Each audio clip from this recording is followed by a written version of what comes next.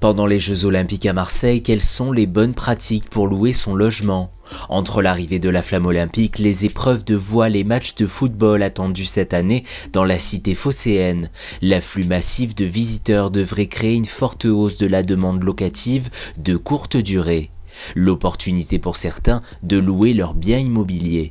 Notre partenaire Lycaon Immo, spécialisé dans l'estimation immobilière prédictive, a étudié plusieurs milliers de logements sur différentes plateformes de réservation en ligne. Selon son baromètre de janvier, le volume de biens disponibles et leur prix dans certains arrondissements marseillais vont grimper. Nous, ce qu'on observe, c'est qu'on est déjà environ 50% au-dessus des prix de saison pour la période des JO lorsqu'on se positionne dans le 1er et le 8e arrondissement, parce qu'on va avoir une concentration des demandes autour en fait du bassin qui a été vraiment adapté pour les épreuves de voile, mais on commence à avoir en fait un effet domino sur les autres arrondissements, puisqu'évidemment il n'y a pas des volumes illimités de biens à disposition. D'autres secteurs vont bénéficier de ces hausses. Je pense au 7e arrondissement, mais aussi au 9e, voire au 12e.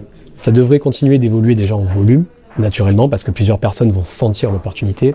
Il va falloir suivre les prix, ça devrait finir par se stabiliser, mais c'est pas impossible qu'on atteigne des seuils de 300, 400, voire 500 € la nuit, tension dans certains arrondissements, évidemment selon la qualité du bien.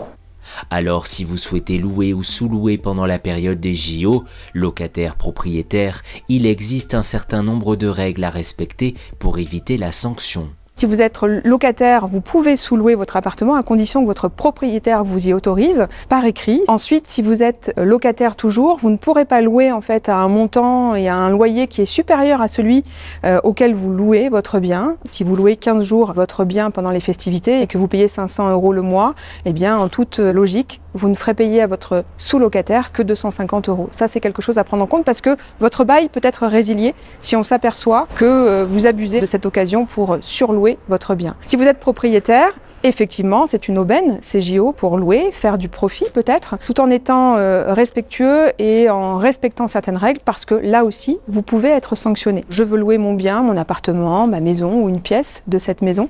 Il faut d'abord déclarer ce projet sur un site qui est mis à votre disposition, qui s'appelle taxedeséjour.marseille.fr, qui vous aidera dans les démarches et qui surtout vous allouera un numéro à 13 chiffres qui vous permettra en fait de tracer la location de ce bien. Et ce numéro vous sera demandé en fait sur les plateformes type Airbnb ou Abritel sur lesquelles vous publierez votre bien pour aller chercher des locataires qui seront des locataires peut-être nationaux, français, mais aussi internationaux puisque les JO vont attirer, ne serait-ce qu'à Marseille, près de 600 000 spectateurs pendant ces festivités.